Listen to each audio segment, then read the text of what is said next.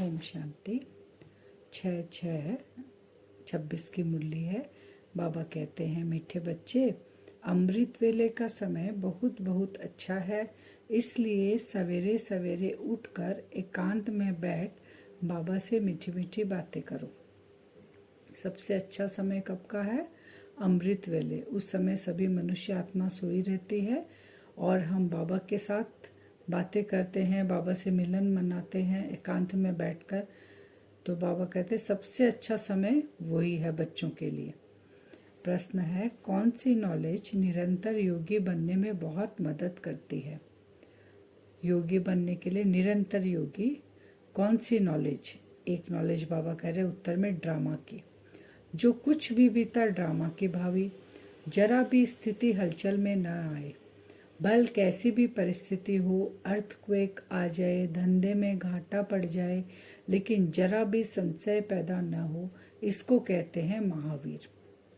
महावीर किसको कहते हैं? जिसको ड्रामा की नॉलेज रहेगी और ड्रामा का जो पार्ट है वो उसको पक्का हो जाएगा कि ड्रामा में जो भी हो रहा है वो एक्यूरेट हो रहा है, तो वो है महावीर आत्मा। अगर ड्रामा की यथार्थ नॉलेज नहीं तो आंसू बहाते रहेंगे।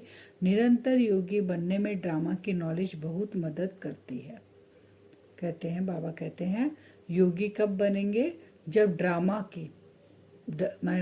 ड्रामा एक्यूरेट है, ये हमारा अगर पक्का हो जाएगा तो हमारी स्थिति कैसी होगी? निरंतर योगी की। गीत है ओम नमो शिवाय। बच्चे अब अच्छी रीति समझते हैं, पतित दुनिया का अब अंत हो रहा है, पावन दुनिया की आदि हो रही है। यह सिर्फ तुम बच्चे ही जानते हो और बच्चों को ही यह डायरेक्शन व श्रीमत मिलती है। कौन देते हैं? ऊंचते ऊंच भगवान समझाते रहते हैं कि पतित से पावन बनना है। यह नॉलेज तुम्हारे लिए है और तो सब पतित है। बाबा कह रहे हैं ये डायरेक्शन किसके लिए? श्रीमत किसको मिलती है? समझाते किसको है? बाबा बच्चों को समझाते हैं और यह नॉलेज तुम्हारे लिए है और तो सब पतित है। यह पतित दुनिया विनाश जरूर होनी है। पतित कहा जाता है विकारी को। बाप समझाते हैं कि तुम जन्म जन्मांतर एक दो को दुख देते आए हो, इसलिए तुम आदि मध्य अंत दुख पाते हो। एक दूसरे को हम दुख देते आए द्वापर युग से, इसलिए बाबा कहते तुम पतित भी बन गए हो, दुखी भी हो गए हो, इसलिए तुम मुझे पुकारते हो। एक दो को पतित बनाते हो, पुकारते भी हैं कि हम पतित है, परंतु बुद्धि में पूरा बैठता नहीं। कहते भी है पतित पावन आओ, परंतु फिर भी पतितपना छोड़ते नहीं है। पता है हम पतित हैं, बाबा कहते हैं पुकारते भी हैं लेकिन फिर पतितपना भी नहीं छोड़ते हैं। अभी तुम समझते हो सारी बात है पावन बनने की, यह समझाने वाला भी तो कोई चाहिए। समझाने वाला है ही एक, बाकी यह जो गुरु लोग हैं ये किसी को पावन बना नहीं सकते। बाबा कहते हैं पतित से पावन तुमको कौन बनाएगा? वो बनाने वाला समझाने वाला एक ही है, उसके सिवाय परमपिता परमात्मा के सिवाय कोई नहीं समझा सकता। पावन भी सिर्फ एक जन्म के लिए नहीं, जन्म जन्मांतर के लिए बनना है। तुम्हारे में भी जो ज्ञानवान है वह तीखे होते हैं, ड्रामा अनुसार वह नुद है। तुम्हारे में भी महावीर पना चाहिए, वह आएगा बाप की याद में रहने से। बाप बहुत अच्छी रीति बैठ समझाते हैं। महावीर पना कब आएगा? जब हम बाबा को याद करेंगे, बाबा को याद करेंगे और ड्रामा पर हमको पूरा निश्चय रहेगा कि जो हो रहा है वो सही हो रहा है, तब हम महावीर पना बाबा कहते हो तुम्हारे में आएगा। जैसे बाबा कहते हैं कि सवेरे उठकर याद करो, वह समय बहुत सुंदर है याद करने का, जिसको प्रभात कहा जाता है। भक्ति मार्ग में भी कहते हैं राम सिमर प्रभात मोरे मन। बाप भी कहते हैं सवेरे उठकर बाप को याद करो तो बड़ा मजा आएगा। बाप की याद में बैठ यही ख्याल करना चाहिए कि कैसे किसको समझाए। अमृत वेले का वायुमंडल बड़ा शुद्ध रहता है। भक्ति मार्ग में सिर्फ दर्शन के लिए मेहनत करते हैं। बाबा भक्ति का बता रहे हैं। पहले बाबा बताए कि बच्चे तुम्हें कब उठना है, कब याद करना है, बाबा से रूह रिहान करनी है, मीठी मीठी बातें करनी है। बाबा ने कहा अमृत वेले। फिर भक्ति का बाबा कह रहे हैं भक्ति मार्ग में सिर्फ दर्शन के लिए मेहनत करते हैं, मिलता कुछ भी नहीं। उनको भी भक्ति करते करते तमो प्रधान बनना ही है। भक्ति मार्ग में भी शिव पर बलि चढ़ते हैं, जिसको काशी कलवट कहते हैं। बाबा कहते हैं भक्ति मार्ग में दर्शन करने के लिए कितना पैदल चलकर जाते हैं, पाँव में छाले पड़ जाते हैं, खून निकलने लग जाता है, रात भर चलते हैं। बाबा कहते हैं गर्मी सर्दी सहन करते हैं, लेकिन मिलता कुछ भी नहीं। क्या है? दर्शन किया मूर्ति का और निकल गए। फिर बाबा कहते हैं कि भक्ति में शिव पर बलि चढ़ते हैं, दिखाते हैं काशी कलवट है, एक कुआं बना हुआ, उसमें जाके कूद जाते हैं, आत्मघात करते हैं। शिव को याद करते करते कुएं में कूद पड़ते हैं, शिव के ऊपर बलि चढ़ते हैं। वह है भक्ति मार्ग की बलि। यह है ज्ञान मार्ग की बलि, वह भी मुश्किल। यहाँ ज्ञान मार्ग के बलि हम क्या चढ़ते हैं? बाबा कहते हैं तुम्हारा मर्जी व जन्म है, माने पुराने जो भी हमारे संस्कार है, ये देह है, संबंध है, संपर्क है, उस सब की हम बाबा के ऊपर बलि चढ़ जाते हैं कि बाबा ये सब कुछ आपका। वह भी मुश्किल। बाबा कहते हैं यह भी मुश्किल, दोनों मुश्किल है, क्योंकि जल्दी से 63 जन्म के संस्कार भी बाबा को नहीं दे सकते। और बाबा कहते हैं वो भी तीर्थ यात्रा पे इतना ऊपर ऊपर जाते हैं, फिर उसके बाद कसम उठाते हैं शिव के सामने और फिर आत्मघात कर लेते हैं, यह भी मुश्किल। भक्ति मार्ग में इससे कुछ फायदा नहीं है, जैसे आत्मा अपने शरीर का घात करती है, यह कोई ज्ञान नहीं है। वह भी कहते हैं आत्मा सो परमात्मा। आत्मा अभिमानी तो एक बाप ही है, जो बच्चों को समझाते हैं कि परमात्मा तो मैं एक ही हूँ, हम आत्मा सो परमात्मा कहना ये बड़े से बड़ी झूठ है, यह तो हो नहीं सकता। बाबा कह रहे हैं आत्मा सो परमात्मा कहना ये बहुत बड़ा झूठ है, दोनों अलग है। आत्मा का पिता है परमात्मा, तो बाप और बेटा एक कैसे हो सकते? एक का मतलब अस्तित्व खत्म हो गया, एक बन गए दोनों, ऐसा नहीं है। आत्मा का अपना पार्ट है, बाबा का अपना पार्ट है। जो ड्रामा को नहीं जानते वह देह को याद कर आंसू बहाते हैं, वह कभी शिव बाबा को याद नहीं कर सकते, क्योंकि शिव बाबा से प्यार नहीं, सच्ची प्रीत नहीं। बाप के साथ तो पूरी प्रीत होनी चाहिए। शिव बाबा के साथ प्रीत बुद्धि तुम कल्प कल्प बनते हो। देवताओं की बाप के साथ प्रीत बुद्धि थी, ऐसे नहीं कहेंगे। ऐसे देवताओं के साथ प्रीत बुद्धि नहीं है। हमारी प्रीत बुद्धि किसके साथ है? शिव बाबा के साथ है, अभी है हमारी। बाबा क्योंकि देवता तो जानते ही नहीं है शिव बाबा को। फिर बाबा कहते, बाबा अपना अनुभव भी सुनाते हैं। ब्रह्मा बाबा कैसे बाबा से बात करता हूँ, बाबा कैसा वंडरफुल ये ड्रामा है, आप कैसे आकर पतित से पावन बनाते हो, सारी दुनिया को कैसे पलटाते हो, बड़ा वंडर है। जैसे बाप को ख्याल आते हैं वैसे बच्चों को भी आने चाहिए।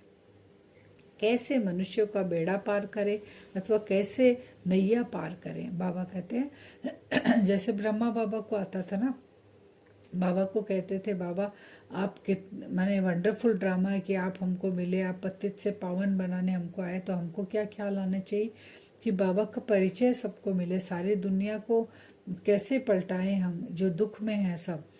फिर उनको उनकी जो नैया अभी डूबी हुई है उनका बेड़ा पार कैसे करें, हम बच्चों के मन में भी आना चाहिए। क्योंकि बाबा कहते हैं ना तुम पूर्वज आत्मा हो, तुमको उनके दुख और तड़पन सुनाई नहीं देती।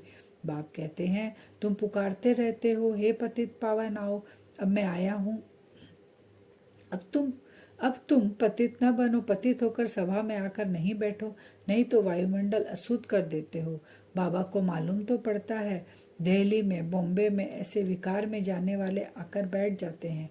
गाया हुआ है असुर आकर विघ्न डालने बैठते थे, विकार में जाने वाले को असुर कहा जाता है। बाबा कहते हैं ये जो यज्ञ है उसमें आहुति डालते हैं ना, असुर क्या करते हैं, जो ब्राह्मण यज्ञ रचते हैं उसमें आके वो विघ्न डालते हैं, तो वायुमंडल को वो खराब करते हैं। जो बाबा के यहाँ आकर विकार में जाते हैं और आकर अगर बैठते हैं बाबा के समूह, तो वाइब्रेशन बाबा कहते हैं वहाँ फैल जाता है शुद्ध वाइब्रेशन, तो वैसा नहीं करें। उनके लिए सजा, फिर बाबा कहते हैं सजा भी उनके लिए बहुत कड़ी है, जो छुपा कर चुप बताते नहीं और आ जाते हैं। बाबा समझाते तो सभी बातें हैं, फिर भी अपना घाटा करने के लिए रहते नहीं है। ब्राह्मणियां भी सब एक समान नहीं है। बाबा कहते हैं महारथी घोड़ेश्वर प्यादे सब है, क्योंकि ब्राह्मणियां ही ले आती है सभा में बाबा की। बाबा ने अभी 2 दिन पहले कहा था इंद्र सभा है, तो इस सभा में अगर जो लेकर आएगा उसके ऊपर बोझा चढ़ेगा, और जो जाएगा वो खुद उस पर तो चढ़ना ही है। और सजा बाबा बोलते हैं कि बहुत कड़ी मिलेगी। तुम बच्चों को अथाह खुशी होनी चाहिए, बाबा मिला और बाकी क्या। हाँ, अपने बच्चों आदि को जरूर संभालना है, ऐसे नहीं कि बाबा यह सब आपके हैं, अब आप संभालो, हम तो आपके बन गए। बाप समझाते हैं कि गृहस्थ व्यवहार में रहते कमल फूल समान पवित्र बनो, कोई भी पतित काम नहीं करो, बस पहली बात है काम की। द्रौपदी ने भी इस पर पुकारा कि हमको यह नग्न करते हैं। बाबा कहते, बाबा बाबा हमें मिला ये नशा रहना चाहिए, लेकिन साथ साथ बच्चों को भी हमें संभालना है, घर गृहस्थी में रहना है, कमल फूल समान रहना है। सबका सदगति दाता लिबरेटर एक ही है। यहाँ तो दुख है, साधु संत आदि कोई भी सुखी हो न सके, सबको कोई न कोई दुख रोग आदि होता है। कोई गुरु अंधा लूला भी होता है, जरूर कोई ऐसा काम किया है तब तो अंधा लूला आदि बनते हैं। वो क्यों बने अंधा या लूला इस जन्म में? क्योंकि पिछले जन्म में, पास्ट के जन्म में कुछ किया है, वही हिसाब किताब अभी चुकाना पड़ रहा है। तो सतयुग में कोई अंधा लूला आदि थोड़े ही होगा, मनुष्य थोड़े ही समझते हैं। सतयुग में अंधा लूला लंगड़ा क्यों नहीं होगा? क्योंकि बाबा कहते हैं कि मैं जब आता हूँ सबके कर्मों का हिसाब किताब चुकतू कर ले जाता हूँ। जैसे जो सतयुग वाली आत्मा होती है वो अपना हिसाब किताब चुकती करती है योग बल से, और जो द्वापर युग वाली आत्मा होती है वो योग बल से यानी परमात्मा को नहीं पहचानती है, तो उनके कर्म भोग से उनके हिसाब किताब चुकतू होते हैं। तो सतयुग में कोई लंगड़ा लूला बाबा कहते नहीं होता है। वह है सीढ़ी उतरने का मार्ग। कौन सा? जब हम सतयुग में पहुंच गए उसके बाद नीचे उतरना शुरू हुआ, सतयुग त्रेता द्वापर कलयुग। तो वह सीढ़ी उतरने का मार्ग, उतरने में जीवन बंध में आने में 84 जन्म लगते हैं और फिर 1 सेकंड लगता है जीवन मुक्त बनने में। उतरने में क्या कितना लगा? 84 जन्म। सतयुग में 8, फिर 12, फिर बाबा कहते हैं 24, फिर 42, ऐसे करके हमारा नीचे नीचे सीढ़ी उतरते उतर कलयुग एंड में पहुंचे। लेकिन 84 जन्म लगा, लेकिन चढ़ने में बाबा कहते हैं जीवन मुक्त में सतयुग की दुनिया में जाने में इस लास्ट जन्म में ही हमको मिलता है। अगर उनके मत पर चल बाप को याद करते करे तो जीवन मुक्त बाबा कहते हैं 1 जन्म में ही, सेकंड में तुमको मिलता है। कब? जब तुम श्रीमत पर चलो, बाबा को पहचानो तभी। अगर बाबा को नहीं पहचाने तो वो फिर बाबा कहते हैं उनको जीवन मुक्त नहीं मिलेगा, उनको मुक्ति मिलेगी, बाबा मुक्ति धाम में सबको ले जाएंगे। फिर बाबा कहते हैं जीवन मुक्त में भी नंबरवार तो है ना। कहते हैं हमको फलानी टीचर मिले तो अच्छा है, तो जरूर खुद कमजोर है तब तो कहते हैं। बाबा को कहते थे साकार में कि बाबा इस मैंने बहन को भेजो, इस भाई को भेजो जो हमको आके समझाए करे। तो उसके ऊपर बाबा कह रहे हैं सिर्फ बाप को याद करो, स्वदर्शन चक्र फिराओ, औरों को भी समझाओ, बस। इसमें ब्राह्मणी आकर क्या करेगी? यह तो सेकंड की बात है, तुम धंधे धोरी में यह भूल जाते हो, फिर भी ब्राह्मणी यही कहेगी मन मना भाव। ब्राह्मणी को बुलाते तो ऐसा नहीं, ये ज्ञान किसका है? बाबा का है। तो हमारी मन बुद्धि बाबा के ऊपर टिकी रहे। सब शिव बाबा के सेंटर्स है। बाबा कहते जितने भी सेंटर है सब शिव बाबा के। हम ऐसे नहीं कहे कि ये मेरा सेंटर है, ये इस जोन का सेंटर है, ये उस जोन का सेंटर है, ये इस सेंटर पे आप क्या माने सभी आत्माओं को बुलाकर हमें बाबा का परिचय देना, बाबा की प्रत्यक्षता करानी है। ये मेरा सेंटर तेरा सेंटर हमें नहीं करना है।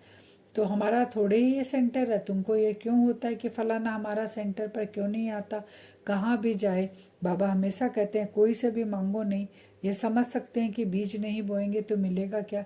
भक्ति मार्ग में भी दान पुण्य किया जाता है। तुम सब भक्ति मार्ग में ईश्वर अर्थ इनडायरेक्ट करते थे, अभी हम क्या कर रहे हैं?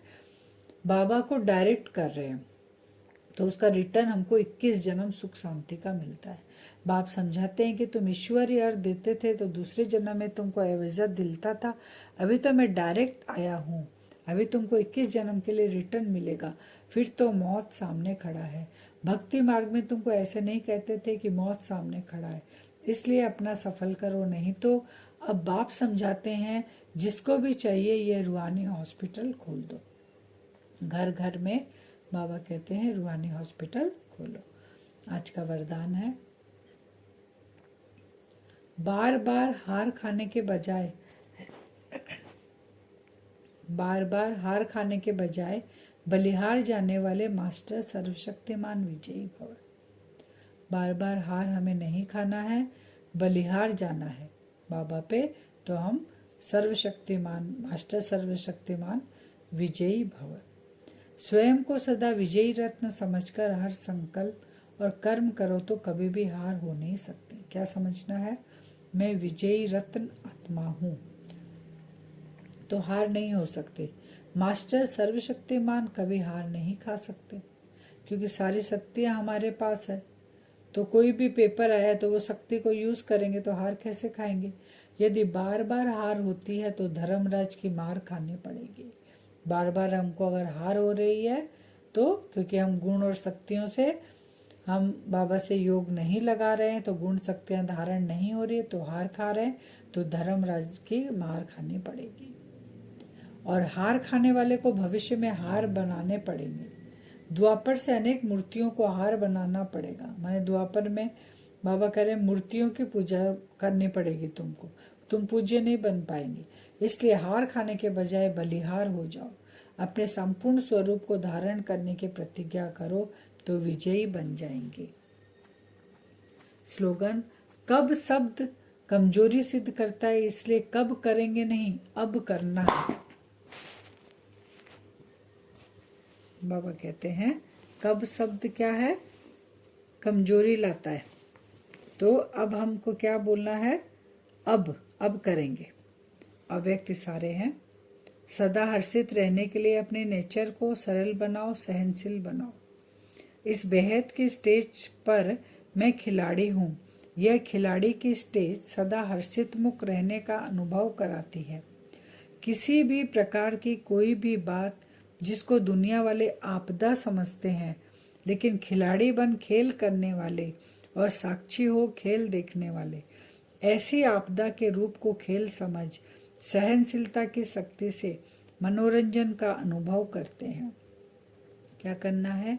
वो आपदा समझते हैं, हमें क्या समझना है? खेल समझना है, और सहनशीलता की शक्ति से उसको मनोरंजन अनुभव करना है कोई भी परिस्थिति को। अब हम योग करेंगे वरदान से। अपने आप को देखेंगे भ्रकुटी सिंहासन पर मैं आत्मा बैठी हूँ, एक चमकता हुआ सितारा, ज्योति बिंदु स्वरूप मैं आत्मा।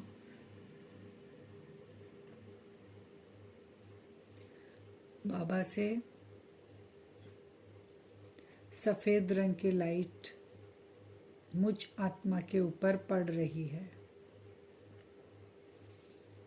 अपने आप को सम्मान देंगे, मैं मास्टर सर्वशक्तिमान आत्मा हूँ। विजुअलाइज करेंगे सर्वशक्तिमान से शक्तियों की किरणें मुझ आत्मा पर पड़ रही है। मैं मास्टर सर्वशक्तिमान हूँ।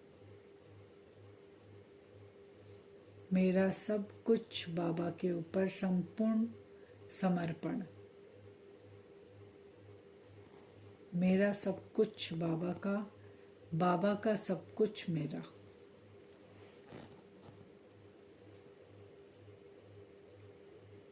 ये विजुअलाइज करते रहेंगे।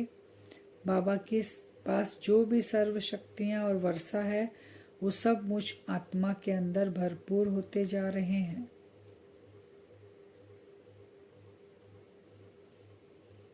मुझ आत्मा के अंदर भरपूर हो रही हैं गुण और शक्तियाँ। विजुअलाइज करें, मैं ही वो देवकुल की आत्मा हूँ। मैं ही पूज्य स्वरूप आत्मा हूँ। अपने आप को देखें और विजुअलाइज करते रहें कि बाबा से शक्तियों और गुणों की किरणें मुझ आत्मा के अंदर जा रही है। मैं मास्टर सर्वशक्तिमान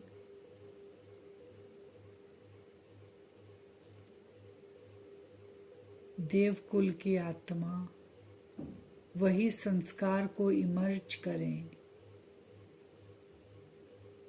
देवकुल की आत्मा में जो संस्कार है उसको इमर्ज करें। सोलह कला संपूर्ण में आत्मा, ऐसा हम आज बार बार करेंगे। बाबा से शक्तियाँ और गुण लेकर, मास्टर सर्वशक्तिमान हूँ, मैं देवकुल की आत्मा हूँ, वो देवीय संस्कार को इमर्ज करेंगे। सारा दिन इसी नशे में रहेंगे। ओम शांति।